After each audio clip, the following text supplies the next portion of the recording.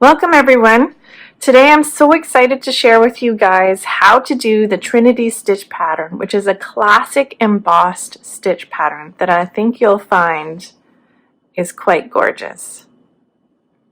In this video, I'll be showing you how to do the traditional method for knitting this Trinity stitch, as well as a variation, which is a little easier and faster to do, but it still looks the same. In this gauge swatch here, I did both the traditional and the variation of it, and it looks very similar. You can hardly tell when you're working your piece. So recently I made a video. I got a whole bunch of magazines from the 80s, 90s, knitting magazines from a lady a while ago, and I've been making videos about them, and I'll put a link to that down below for this video. There was a ton of helpful tips and tricks and just a slew of patterns that I think you would love. But in this, I was going through the Popcorns and Baubles, Knitting's Most Whimsical Stitches article, and it was talking about the practice of embossed or raised stitches. And I'll read for you here a little bit on what they wrote for the Trinity knit stitch, which was really interesting actually, and that's what made me knit up the swatch. So it says here, Aran knitting, a style thought to predate both the Shetland and Guernsey traditions, is filled with examples of embossed patterns such as the classic Holy Trinity stitch. It has been theorized that each motif in Aran knitting had some religious significance, the Trinity stitch being symbolic of the biblical inscription on St. Patrick's breastplate. And here's the quote that's on the breastplate. I bind unto myself today the strong name of the Trinity by invocation of the same, 3 in 1 and 1 in 3. So that is exactly how the stitch is done, ironically. So very cool to know that. The Trinity stitch, also known as the Astrakhan stitch, can be worked over a multiple of 4 stitches and follows 4 rows. So after knitting up a swatch for the video, for the magazine video, I realized that this stitch pattern here is the stitch that's in my absolute favorite knit sweater that I got from a thrift store years ago that I wear all the time, right here. So this middle section is the Trinity stitch pattern. And I've always looked at it and thought, that is such a cool pattern stitch. How on earth did they do that? Well, lo and behold, that's what it is. It's this classic Aran knitting stitch pattern called the Trinity stitch. So without any further ado, I'm going to show you here how to work it up. Okay, so you want to cast on in multiples of 4 because it is a 4-stitch repeat. Okay, so on my hook here, on my swatch, I have 28 stitches. So first do that, and then row 1. You'll begin by doing a purl 3 together. So I'm going to go in the front of 3 stitches there, and I'm going to purl those 3 together.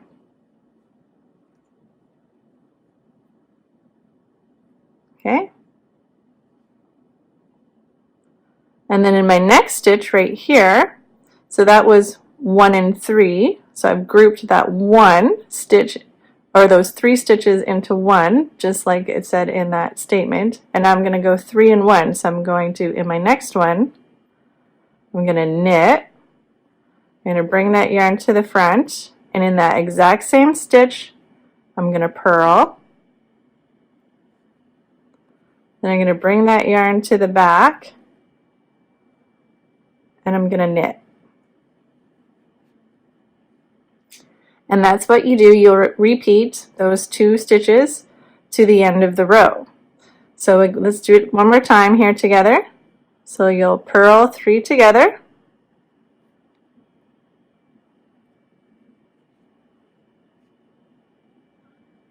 Okay. And in the next stitch, you're going to knit. Bring that yarn to the front. In that same stitch, you're going to purl. bring your yarn to the back, and in that same stitch, you're going to knit. And for row 1, you're just going to continue doing that to the end of the row. So purl 3 together.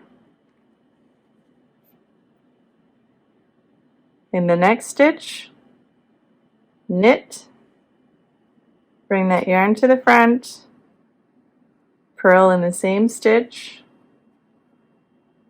bring that yarn to the back, and knit. So 3 in 1. Okay, so continue doing that to the end of the row, and when you get to the end, I will show you row 2.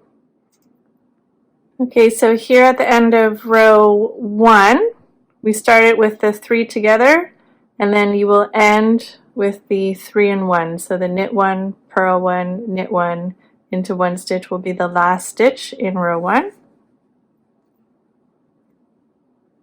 We'll turn our work. Now for rows 2 and 4 of this stitch pattern, you will simply purl each stitch in the row. So just purl across to the end of the row, and then meet me back for row 3. Okay, so here we are. We're going on to row 3. So to begin this one, it's similar to row 1, but instead we're going to start with the knit 1 together, purl 1 together, knit 1 together, because we don't want our popcorn stitches here to stack on top of each other. We don't want them to be lined up, so we're going to stagger.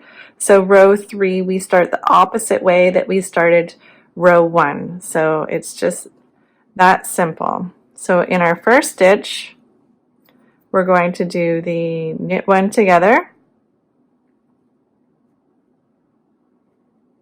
bring our yarn to the front, purl 1 in the same stitch, bring your yarn to the back, and knit 1 in the same stitch. And then in the next, we're going to do our purl 3 together,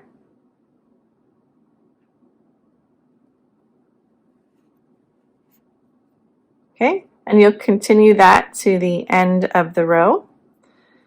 And then row 4 is just a purl row. So you'll repeat those 4 rows for the Trinity Stitch. Row 1, purl 3 together, and then in the next stitch, you're going to knit 1, purl 1, knit 1, all in that same stitch. Okay, to the end of the row, rows 2 and 4 are purl rows, so you just purl. Row 3, you start the opposite way you started row 1 so that your bobbles are staggered. So you'll start with the knit 1, purl 1, knit 1, and then purl 3. And that's how you do the Trinity Stitch. A variation of this stitch is really simple. So the only thing that varies in it is how you do the knit 1, purl 1, knit 1. So here I've just done my 3 in 1, so I would need to purl. So our variation of this stitch goes like this. So for the knit 1, purl 1, knit 1 stitch, you're going to go knit 1, yarn over, knit 1, all into that same stitch. So instead of doing the purl, you're going to do a yarn over. So let's see that again. So the next stitch is our purl 3.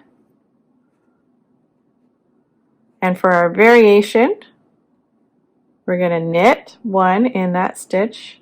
We're going to yarn over, and then we're going to knit 1 in that same stitch. Okay, and then we're going to purl 1. So the only thing here, it does work up and looks similar. Like I said, in this piece here, I have done both methods, the traditional and the variation, and it looks very similar when it's done.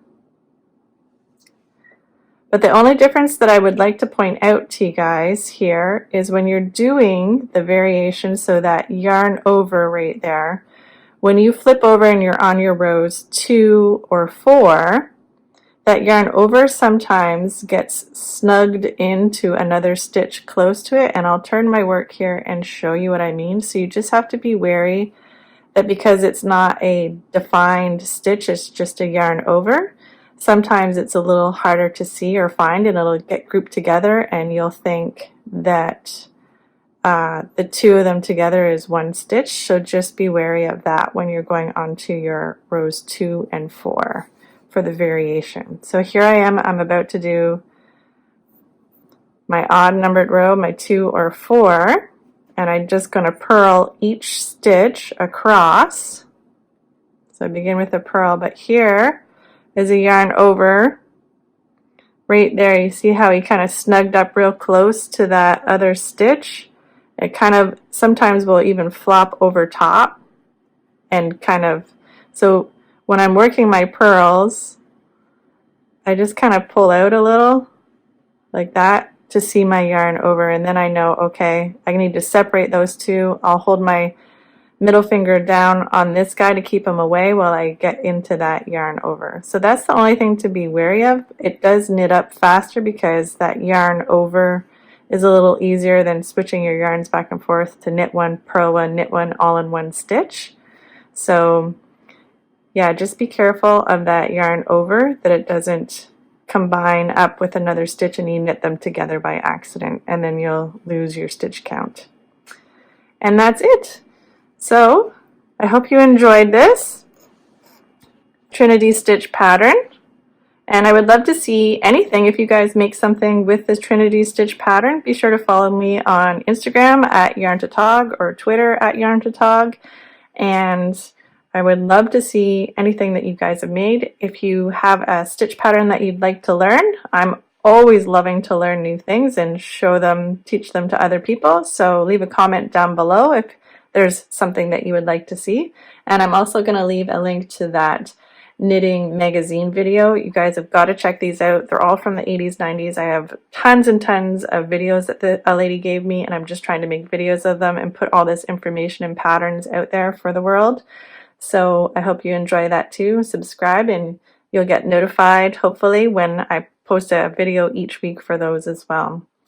So take care for now, and I hope to see you soon.